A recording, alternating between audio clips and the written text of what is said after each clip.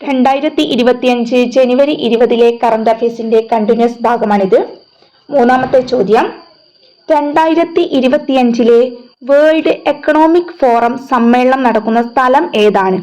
2025 world economic forum സമ്മേളനം നടക്കുന്ന സ്ഥലം ഏതാണ്? സ്വിറ്റ്സർലാൻഡിലെ ദാവോസ്. സ്വിറ്റ്സർലാൻഡിലെ ദാവോസിൽ വെച്ചാണ് ഈ വർഷത്തെ വേൾഡ് എക്കണോമിക് ഫോറം സമ്മേളനം നടക്കുന്നത്. ഈ വേൾഡ് എക്കണോമിക് ഫോറം എന്ന് പറഞ്ഞത് ഒരു സ്വതന്ത്ര അന്താരാഷ്ട്ര സംഘടനയാണ്.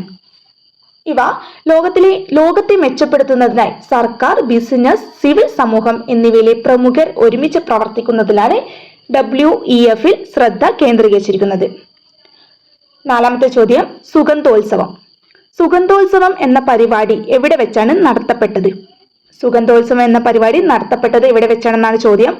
ആറന്മുള ശ്രീ വിജയാനന്ദ വിദ്യാപീഠത്തിൽ. ആറന്മുള ശ്രീ വിജയാനന്ദ വിദ്യാപീഠത്തിൽ വെച്ചാണ് സുഗന്ധോത്സവം നടത്തത്. അഞ്ചാമത്തെ ചോദ്യം, കേരളത്തിൽ വധശിക്ഷ ലഭിക്കുന്ന പ്രായം കുറഞ്ഞ വനിതാ കുറ്റവാളി ആരാണ്? കേരളത്തിലെ വധശിക്ഷ ലഭിക്കുന്ന പ്രായം കുറഞ്ഞ വനിതാ കുറ്റവാളി ഗ്രീഷ്മ. ഷാരോൺ വധക്കേസിലെ പ്രതി ഗ്രീഷ്മയാണ് കേരളത്തിൽ വധശിക്ഷ ലഭിക്കുന്ന പ്രായം കുറഞ്ഞ വനിതാ കുറ്റവാളി. ആറാമത്തെ ചോദ്യം, കേരളത്തിലെ ദുരന്ത നിവാരണ അതോറിറ്റിയുടെ പുതിയ മുന്നറിയിപ്പ് സംവിധാനത്തിന്റെ പേര്? കേരളത്തിലെ ദുരന്ത നിവാരണ അതോറിറ്റിയുടെ പുതിയ മുന്നറിയിപ്പ് സംവിധാനത്തിന്റെ പേരാണ് കവചം.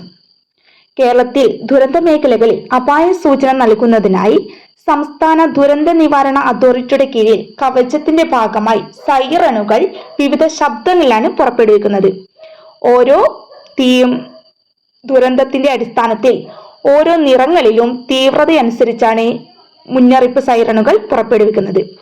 കടലേറ്റം, തീവ്രമഴ, കാറ്റ്, ചൂട് എന്നിവയുടെ തീവ്രതയനുസരിച്ച് നിറങ്ങൾ പ്രകാശിപ്പിച്ച് വ്യത്യസ്ത ശബ്ദങ്ങളിലാണ് മുന്നറിയിപ്പ് നൽകുന്നത്.